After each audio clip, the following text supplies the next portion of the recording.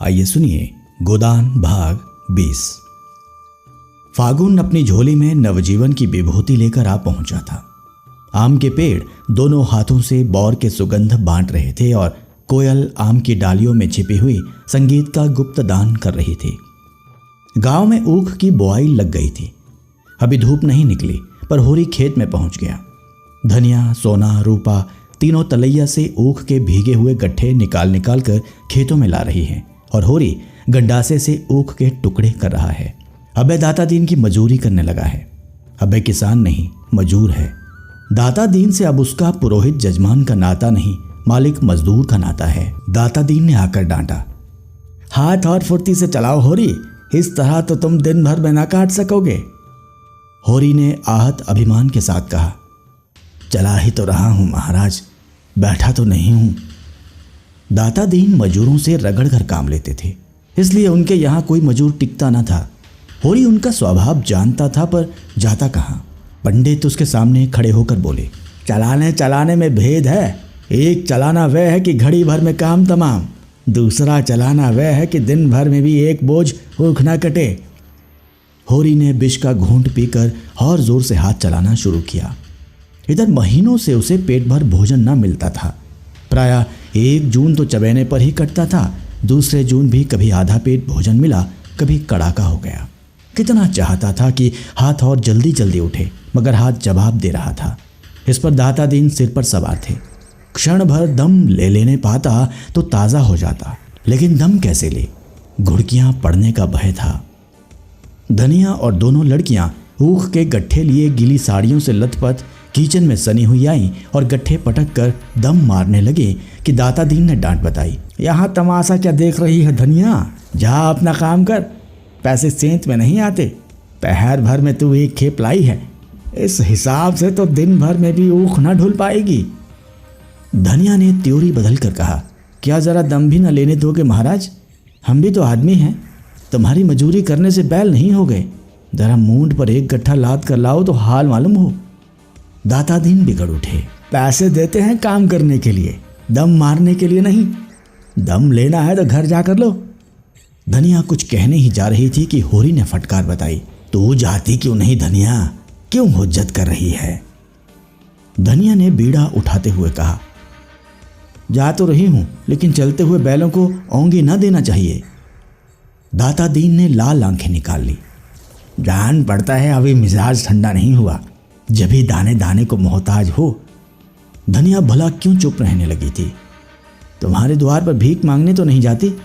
दाता दीन ने पैने स्वर में कहा, अगर यही हाल रहा तो भीख भी मांगोगी। धनिया के पास जवाब तैयार था पर सोना उसे खींचकर तलैया की ओर ले गई। नहीं बात बढ़ जाती, लेकिन आवाज की पहुंच से बाहर जाकर दिल की जलन निकाली। भीख मांगो तुम जो भिखमंगों की जात हो, हम तो मजूर ठहरे, जहां काम करेंगे वहीं 4 पैसे पाएंगे। सोना ने उसका तिरस्कार किया, हमें जाने भी दो, तुम तो समय नहीं देखती, बात बात पर लड़ने बैठ जाती हो। होरी उन्मत्त की भांति सिर से ऊपर गंडासा उठा उठाकर ऊख के टुकड़ों के ढेर करता जाता था। उसके भीतर जैसे आग लगी हुई थी, उसमें अलौकिक शक्ति आ गई थी। उसमें जो पीढ़ियों का संचित पानी था वह इस समय जैसे भाप बनकर उसे यंत्र की सी अंध शक्ति प्रदान कर रहा था। उसकी आंखों में अंधेरा छाने लगा, सिर में फिरकी सी चल रही थी, फिर भी उसके हाथ यंत्र की गति से बिना थके बिना रुके उठ रहे थे। उसकी देह से पसीने की धार निकल रही थी, मुंह से पिचकुर छूट रहा था और सिर में धम धम का शब्द हो रहा था, पर उस पर जैसे कोई भूत सवार हो गया हो। सहसा उसकी आंखों में निबिड़ अंधकार छा गया। मालूम हुआ वह जमीन में धंसा जा रहा है। उसने संभलने की चेष्टा में शून्य में हाथ फैला दिए और अचेत हो गया। गंडासा हाथ से छूट गया और वह औंधे मुंह जमीन पर गिर गया। उसी वक्त धनिया ऊख का गट्ठा लिए आई। देखा तो कई आदमी होरी को घेरे खड़े हैं। एक हलवाहा दाता दीन से कह रहा था, मालिक तुम्हें ऐसी बात न कहनी चाहिए जो आदमी को लग जाए, पानी मरते ही मरते तो मरेगा। धनिया ऊख का गट्ठा पटक कर पागलों की तरह दौड़ी हुई होरी के पास गई और उसका सिर अपनी जांघ पर रखकर विलाप करने लगी। तुम मुझे छोड़कर कहाँ जाते हो? हरी सोना दौड़कर पानी ला और जाकर शोभा को कह दे दादा बेहाल है।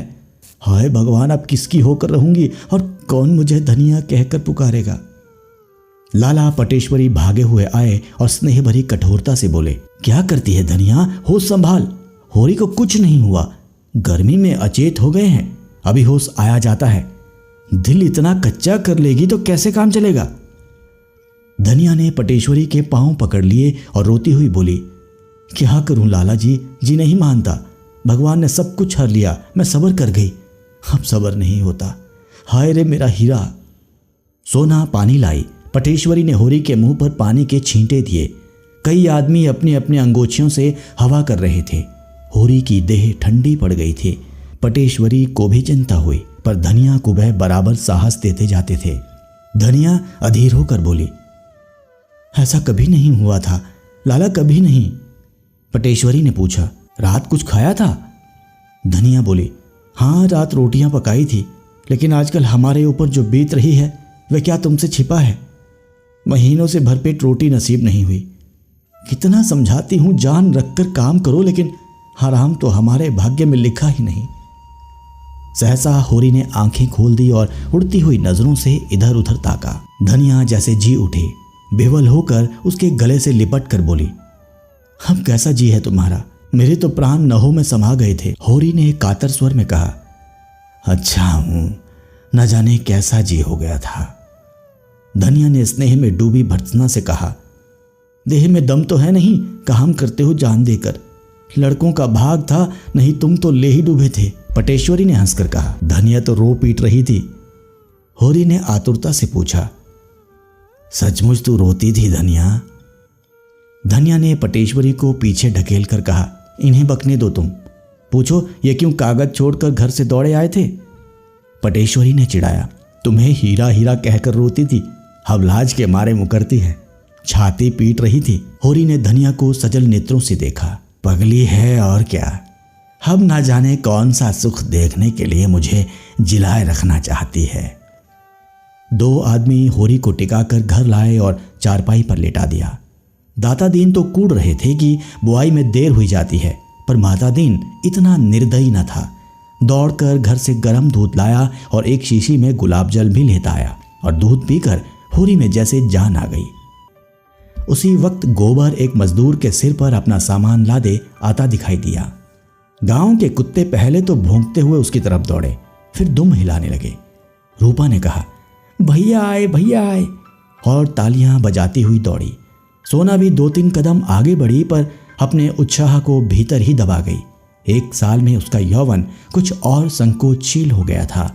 झुनिया भी घूंघट निकाले द्वार पर खड़ी हो गई। गोबर ने माँ बाप के चरण छुए और रूपा को गोद में उठाकर प्यार किया। धनिया ने उसे आशीर्वाद दिया और उसका सिर अपने छाती से लगाकर मानो अपने मातृत्व का पुरस्कार पा गई।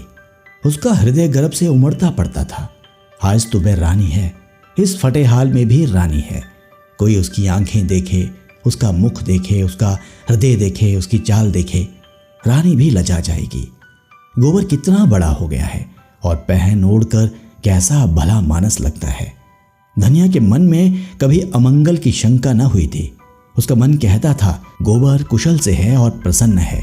आज उसे आंखों देखकर मानो उसके जीवन के धूल धक्कड़ में गुम हुआ रत्न मिल गया है। मगर होरी ने मुंह फेर लिया था। गोबर ने पूछा, दादा को क्या हुआ अम्मा? धनिया घर का हाल कहकर उसे दुखी ना करना चाहती थी। बोली, कुछ नहीं है बेटा, जरा सिर में दर्द है। चलो कपड़े उतारो, हाथ मुंह धो। कहाँ थे तुम इतने दिन? भला इस तरह कोई घर से भागता है? और कभी एक चिट्ठी तक न भेजी। आज साल भर के बाद जाके सुधी ली है। तुम्हारी राह देखते देखते आंखें फूट गई। यही आशा बंधी रहती थी कि कब वह दिन आएगा और कब तुम्हें देखूंगी। कोई कहता था मिर्च भाग गया, कोई डमरा टापू बताता था। सुन सुनकर जान सूखी जाती थी। कहाँ रहे इतने दिन? गोबर ने शर्माते हुए कहा, कहीं दूर नहीं गया था अम्मा, यहाँ लखनऊ में तो था। और इतने नीरे रहकर भी कभी एक चिट्ठी न लिखी।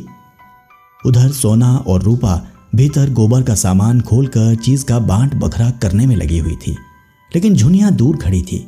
उसके मुख पर आज मान का शोक रंग झलक रहा था। गोबर ने उसके साथ जो व्यवहार किया है, आज वह उसका बदला लेगी। आसामी को देखकर महाजन उससे वह रुपए वसूल करने को भी व्याकुल हो रहा है जो उसने बट्टे खाते में डाल दिए थे। बच्चा उन चीजों की ओर लपक रहा था जो चाहता था सबका सब एक साथ मुंह में डाल ले, पर झुनिया उसे गोद से उतरने न देती थी। सोना बोली, भैया तुम्हारे लिए ऐना कंघी लाए हैं भाभी। झुनिया ने उपेक्षा भाव से कहा, मुझे ऐना कंघी ना चाहिए, अपने पास रखे रहें। रूपा ने बच्चे की चमकीली टोपी निकाली। ओहो, ये तो चुन्नू की टोपी है, और उसे बच्चे के सिर पर रख दिया। झुनिया ने टोपी उतार कर फेंक दी और सहसा गोबर को अंदर आते देखकर वह बालक को लिए अपनी कोठरी में चली गई। गोबर ने देखा सारा सामान खुला पड़ा है। उसका जी तो चाहता है पहले झुनिया से मिलकर अपना अपराध क्षमा कराए, लेकिन अंदर जाने का साहस नहीं होता। वहीं बैठ गया और चीजें निकाल निकाल कर हर एक को देने लगा। मगर रूपा इसलिए फूल गई कि उसके लिए चप्पल क्यों नहीं लाए, और सोना उसे चिढ़ाने लगी। तू क्या करेगी चप्पल लेकर, अपनी गुड़िया से खेल। हम तो तेरी गुड़िया देखकर नहीं रोते, तू मेरी चप्पल देखकर क्यों रोती है। मिठाई बांटने की जिम्मेदारी धनिया ने अपने ऊपर ली। इतने दिनों के बाद लड़का कुशल से घर आया है, वह गांव भर में बहना बंटवाएगी। एक गुलाब जामुन रूपा के लिए ऊंट के मुंह में जीरे के समान था। वह चाहती थी हांडी उसके सामने रख दी जाए, वह कूद कूद कर खाए। अब संदूक खुला और उसमें से साड़ियां निकलने लगी। सभी किनारदारी थी, जैसे पटेश्वरी लाला के घर में पहनी जाती है, मगर हैं बड़ी हल्की। ऐसी महीन साड़ियां भला क्या दिन चलेंगी। बड़े आदमी जितनी महीन साड़ियां चाहे पहने, उनकी महरियों को बैठने और सोने के सिवा और कौन काम है। यहाँ तो खेत खलिहान सभी कुछ है। अच्छा, होरी के लिए धोती के अतिरिक्त एक दुपट्टा भी है। धनिया प्रसन्न होकर बोली, ये तुमने बड़ा अच्छा किया बेटा, इनका दुपट्टा बिल्कुल तार तार हो गया था। गोबर को उतनी देर में घर की परिस्थिति का अंदाजा हो गया था। धनिया की साड़ी में कई पैबंद लगे हुए थे। सोना की साड़ी सिर पर फटी हुई थी और उसमें से उसके बाल दिखाई दे रहे थे। रूपा की धोती में चारों तरफ झालरें सी लटक रही थी। सभी के चेहरे रूखे, किसी की देह पर चिकनाहट नहीं। जिधर देखो विपन्नता का साम्राज्य था। लड़कियां तो साड़ियों में मग्न थी। धनिया को लड़के के लिए भोजन की चिंता हुई। घर में थोड़ा सा जौ का आटा सांझ के लिए संच कर रखा हुआ था। इस वक्त तो चवैने पर कटती थी, मगर गोबर, हमें गोबर थोड़े ही है, उससे जौ का आटा खाया भी जाएगा। परदेश में न जाने क्या क्या खाता पीता रहा होगा। जाकर दुलारी की दुकान से गेहूं का आटा, चावल, घी उधार लाई। इधर महीनों से सहुआइन 1 पैसे की चीज उधार न देती थी, पर आज उसने एक बार भी ना पूछा पैसे कब दोगी। उसने पूछा, गोबर तो खूब कमा के आया है ना। धनिया बोली, अभी तो कुछ नहीं खुला दीदी, अभी मैंने भी कुछ कहना उचित ना समझा। हाँ, सबके लिए किनारदार साड़ियां लाया है। तुम्हारे आशीर्वाद से कुशल से लौट आया, मेरे लिए तो यही बहुत है। दुलारी ने आशीष दिया। भगवान करे जहां रहे कुशल से रहे, माँ बाप को और क्या चाहिए। लड़का समझदार है और छोकरों की तरह उड़ाऊ नहीं है। हमारे रुपए अभी ना मिले तो ब्याज तो दे दो, दिन दिन बोझ बढ़ ही तो रहा है। इधर सोना चुन्नू को उसका फ्राक और टोप और जूता पहनाकर राजा बना रही थी। बालक इन चीजों को पहनने से ज्यादा हाथ में लेकर खेलना पसंद करता था। अंदर गोबर और झुनिया के मान मनोबल का अभिनय हो रहा था। झुनिया ने तिरस्कार भरी आंखों से देखकर कहा, मुझे लाकर यहां बिठा दिया, आप परदेश की राह ली, फिर न खोज न खबर ली कि मरती है या जीती है। साल भर के बाद अब जाकर तुम्हारी नींद टूटी है। कितने बड़े कपटी हो तुम। मैं तो सोचती हूं कि तुम मेरे पीछे पीछे आ रहे हो और आप उड़े तो साल भर के बाद लौटे। मर्दों का विश्वास ही क्या, कहीं कोई और ताक ली होगी, सोचा होगा एक घर के लिए है ही, एक बाहर के लिए भी हो जाए। गोबर ने सफाई दी। झुनिया, मैं भगवान को साक्षी देकर कहता हूं, जो मैंने कभी किसी और को ताका भी हो, लाज और डर के मारे घर से भागा जरूर, मगर तेरी याद एक क्षण के लिए भी मन से न उतरती थी। अब तो मैंने तय कर लिया है कि तुझे भी लेता जाऊंगा, इसीलिए आया हूं। तेरे घर वाले तो बहुत बिगड़े होंगे। दादा तो मेरी जान लेने पर ही उतारू थे। सच, तीनों जने यहां चढ़ाए थे। अम्मा ने ऐसा डांटा कि मुंह लेकर रह गए। हाँ, हमारे दोनों बैल खोल ले गए। इतनी बड़ी जबरदस्ती और दादा कुछ बोले नहीं। दादा अकेले किस किस से लड़ते, गांव वाले तो नहीं ले जाने देते थे, लेकिन दादा ही भलमनसी में आ गए तो और लोग क्या करते। तो आजकल खेती बाड़ी कैसे हो रही है? खेती बाड़ी सब टूट गई। थोड़ी सी पंडित महाराज के साझे में है, ऊख बोई ही नहीं गई। गोबर की कमर में इस समय 200 रुपए थे। उसकी गर्मी यूं भी कम न थी। ये हाल सुनकर तो उसके बदन में आग ही लग गई। बोला, तो फिर पहले मैं उन्हीं से जाकर समझता हूं। उनकी ये मजाल कि मेरे द्वार पर से बैल खोले जाएं। ये डाका है, खुला हुआ डाका। 3-3 साल को चले जाएंगे तीनों। यूं न देंगे तो अदालत से लूंगा, सारा घमंड तोड़ दूंगा। वह उसी आवेश में चला था कि झुनिया ने पकड़ लिया और बोले, तो चले जाना, अभी ऐसी क्या जल्दी है? कुछ आराम कर लो, कुछ खा पी लो, सारा दिन तो पड़ा है। यहाँ बड़ी बड़ी पंचायत हुई। पंचायत ने 80 रुपए डांड के लगाए, 30 मन अनाज ऊपर। उसी में तो और तबाही आ गई। सोना बालक को कपड़े जूते पहना कर लाई। कपड़े पहनकर वह जैसे सचमुच राजा हो गया था। गोबर ने उसे गोद में ले लिया, पर इस समय बालक के प्यार में उसे आनंद न आया। उसका रक्त खौल रहा था और कमर के रुपए आंच और तेज कर रहे थे। वह एक एक से समझेगा। पंचों को उस पर डांड लगाने का अधिकार क्या है? कौन होता है कोई उसके बीच में बोलने वाला? उसने एक औरत रख ली तो पंचों के बाप का क्या बिगाड़ा?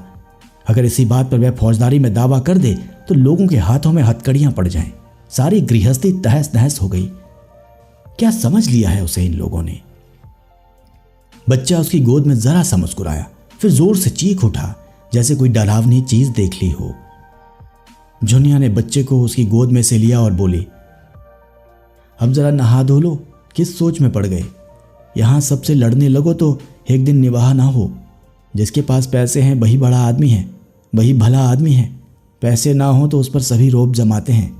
मेरा गधापन था कि घर से भागा, नहीं देखता कैसे कोई एक ढेला डांड लेता। शहर की हवा खा आए हो तभी ये बातें सूझने लगी है, नहीं घर से भागते ही क्यों? यही जी चाहता है कि लाठी उठाऊं और पटेश्वरी, दातादीन, झंगुरी सब सालों को पीट कर गिरा दूं और उनके पेट से रुपया निकाल लूं।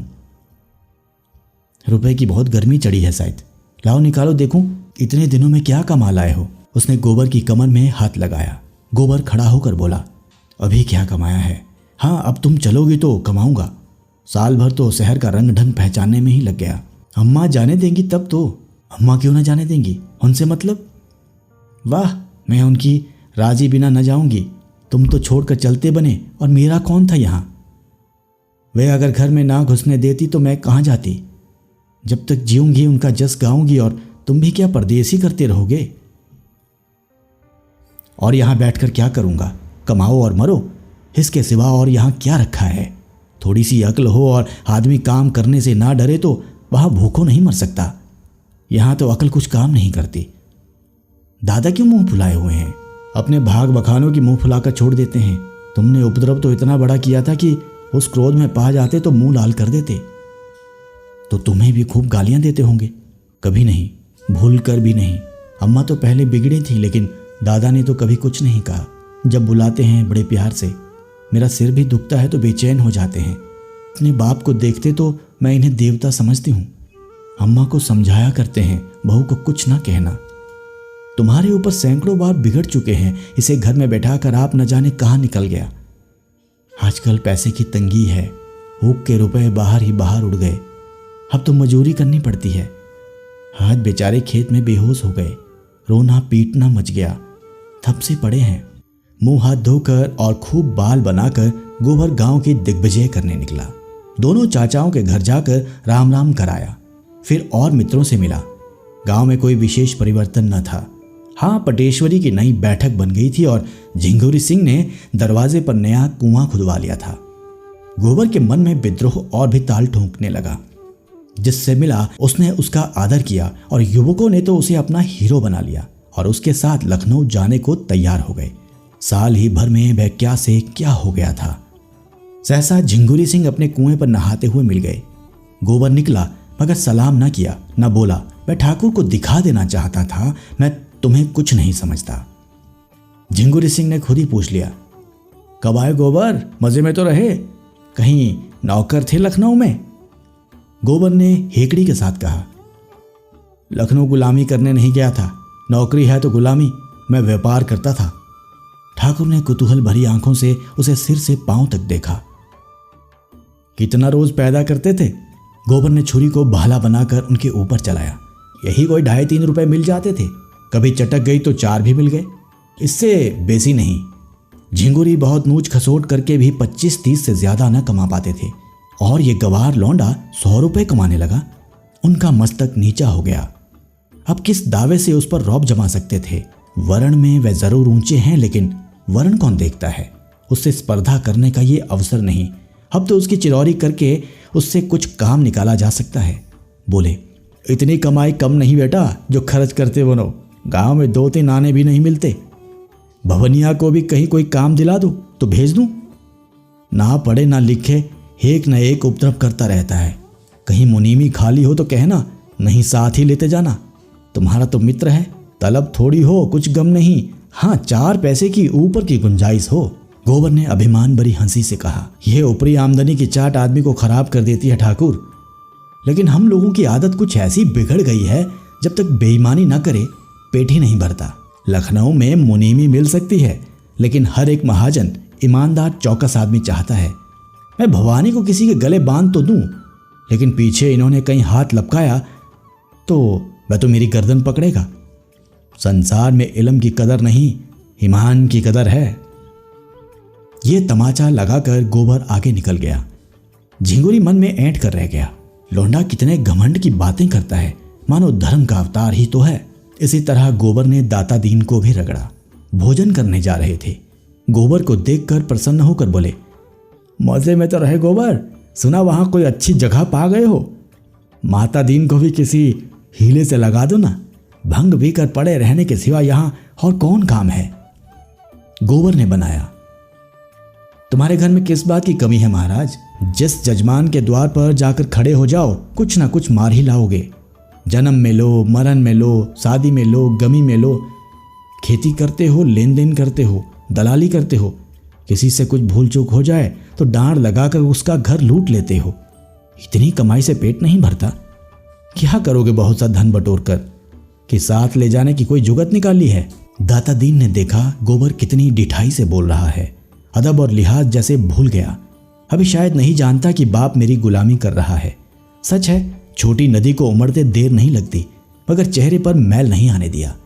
जैसे बड़े लोग बालकों से मूछें उखड़वा कर भी हंसते हैं, उन्होंने भी इस फटकार को हंसी में लिया और विरोध भाव से बोले, लखनऊ की हवा खा के तू बड़ा चंट हो गया है गोबर। ला, क्या कमा के लाया है, कुछ निकाल। सच कहता हूँ गोबर, तुम्हारी बहुत याद आती थी। अब तो रहोगे कुछ दिन? हाँ, अभी तो रहूंगा कुछ दिन। उन पंचों पर दावा करना है जिन्होंने डांड के बहाने मेरे 150 रुपए हजम किए हैं। देखूं कौन मेरा हुक्का पानी बंद करता है और कैसे बिरादरी मुझे जात बाहर करती है। ये धमकी देकर वह आगे बढ़ा। उसकी हेकड़ी ने उसके युवक भक्तों को रौब में डाल दिया था। एक ने कहा, कर दो नालिश गोबर भैया, बूढ़ा काला सांप है जिसके कांटे का मंत्र नहीं। तुमने अच्छी डांट बताई, पटवारी के कान भी जरा गरमा दो। बड़ा मुतगन्नी है दादा। बाप बेटे में आग लगा दे, भाई भाई में आग लगा दे। कारिंदे से मिलकर आसामियों का गला काटता है। अपने खेत पीछे जोतो, पहले उसके खेत जोतो। अपनी सिंचाई पीछे करो, पहले उसकी सिंचाई कर दो। गोबर ने मूंछों पर ताव देकर कहा, मुझसे क्या कहते हो भाई? साल भर में भूल थोड़े ही गया। यहां मुझे रहना ही नहीं है, नहीं एक एक को नचा कर छोड़ता। अब की होली धूमधाम से मनाओ और होली का स्वांग बनाकर इन सबों को खूब भिगो भिगो कर लगाओ। होली का प्रोग्राम बनने लगा। खूब भंग घुटे, दुधिया भी, रंगीन भी और रंगों के साथ कालिक भी बने और मुखियों के मुंह पर कालिक ही पोती जाए। होली में कोई बोल ही कह सकता है। फिर स्वांग निकले और पंचों की भद उड़ाई जाए। रुपए पैसे की कोई चिंता नहीं, गोबर भाई कमा कर लाए हैं। भोजन करके गोबर भोला से मिलने चला। जब तक अपनी जोड़ी लाकर अपने द्वार पर बांध न दे उसे चैन नहीं। वह लड़ने मरने को तैयार था। होली ने कातर स्वर में कहा, रार मत बढ़ाओ बेटा, भोला गोई ले गए, भगवान उनका भला करे, लेकिन उनके रुपए तो आते ही थे। गोबर ने उत्तेजित होकर कहा, दादा तुम बीच में मत बोलो। उनकी गाय 50 की थी, हमारी गोई 150 में आई थी। 3 साल हमने जोती, फिर भी 150 की थी।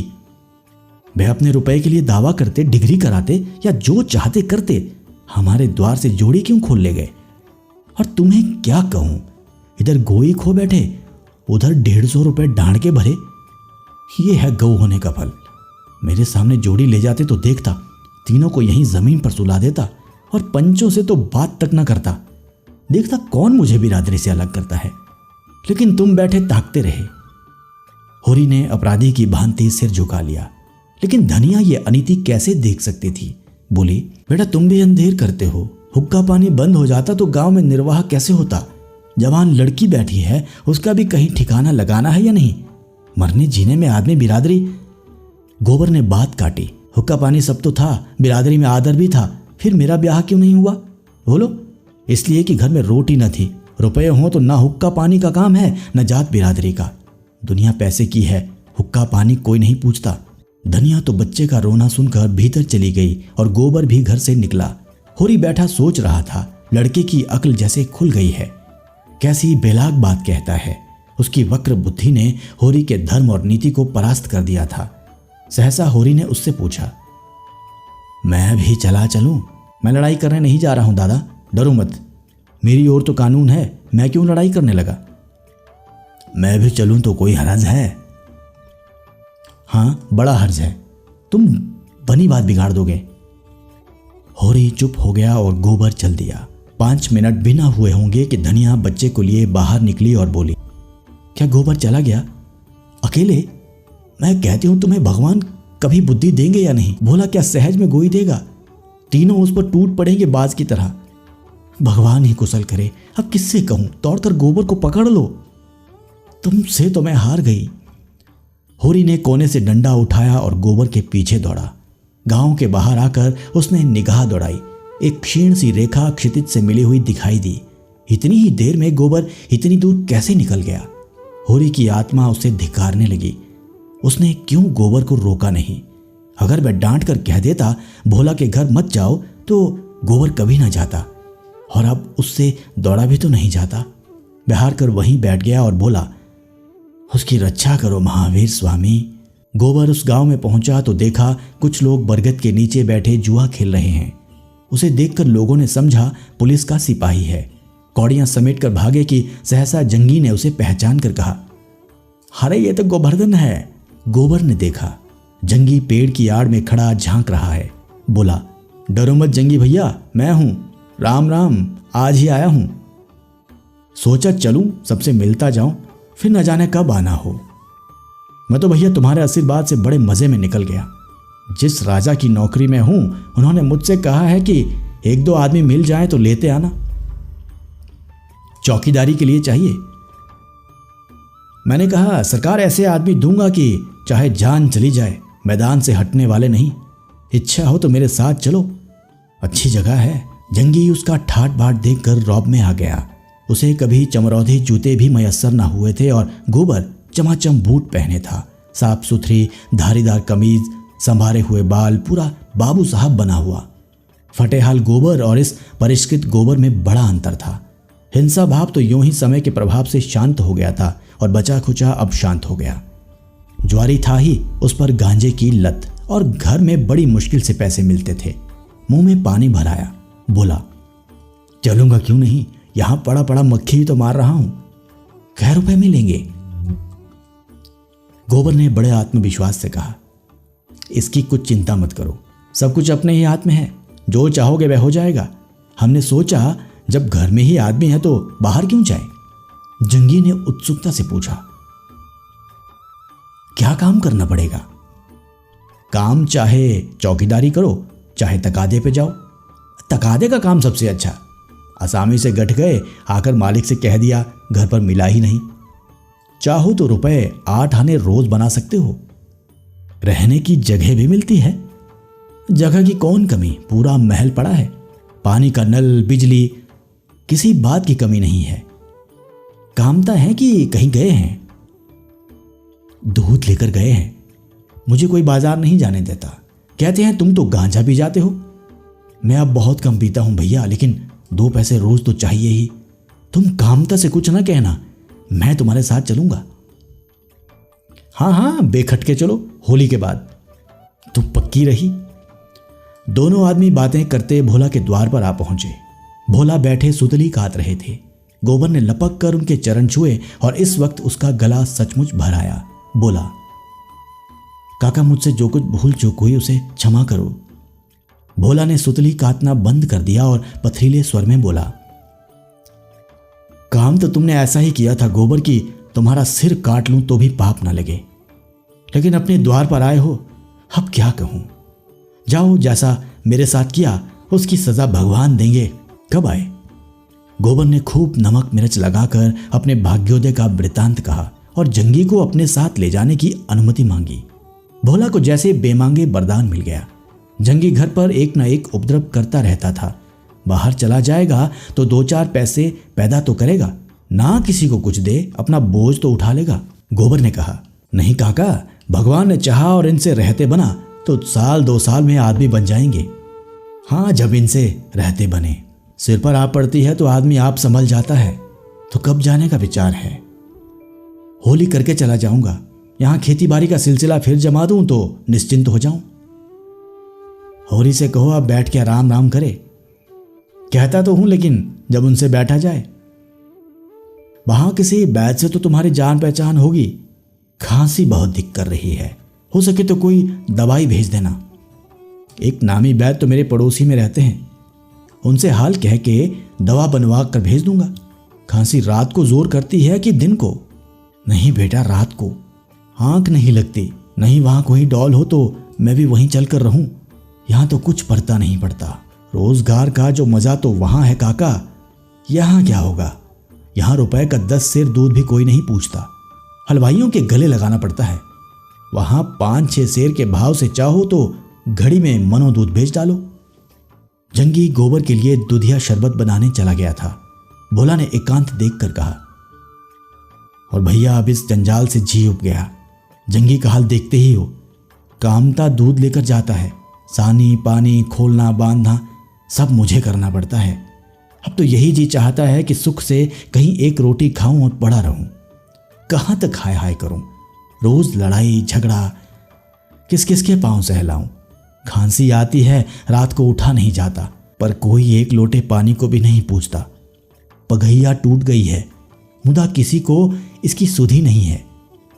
जब मैं बनाऊंगा तभी बनेगी। गोबर ने आत्मीयता के साथ कहा, तुम चलो लखनऊ काका, 5 सेर का दूध बेचो नगद। कितने ही बड़े बड़े अमीरों से मेरी जान पहचान है। मन भर दूध की निकासी का जिम्मा मैं लेता हूं। मेरी चाय की दुकान भी है। 10 सेर दूध तो मैं ही नित लेता हूं। तुम्हें किसी तरह का कष्ट ना होगा। जंगी दूधिया शरबत ले आया। गोबर ने एक गिलास शरबत पीकर कहा, तुम तो खाली सांझ सवेरे चाय की दुकान पर बैठ जाओ काका तो 1 रुपया कहीं नहीं गया। भोला ने 1 मिनट के बाद संकोच भरे भाव से कहा, क्रोध में बेटा आदमी अंधा हो जाता है। मैं तुम्हारी गोई खोल लाया था, उसे लेते जाना। यहां कौन खेती बाड़ी होती है? मैंने तो एक नई गोई ठीक कर ली है काका। नहीं नहीं, नई गोई लेकर क्या करोगे? इसे लेते जाओ। तो मैं तुम्हारे रुपए भिजवा दूंगा। रुपए कहीं बाहर थोड़े ही हैं बेटा, घर में ही तो हैं। बिरादरी का ढकोसला है, नहीं तुम में और हम में कौन भेद है? सच पूछो तो मुझे खुश होना चाहिए था कि जुनिया भले घर में है और आराम से है, और मैं उसके खून का प्यासा बन गया था। संध्या के समय गोबर यहां से चला तो गोई उसके साथ थी और दही की 2 हांडियां लिए जंगी पीछे पीछे आ रहा था।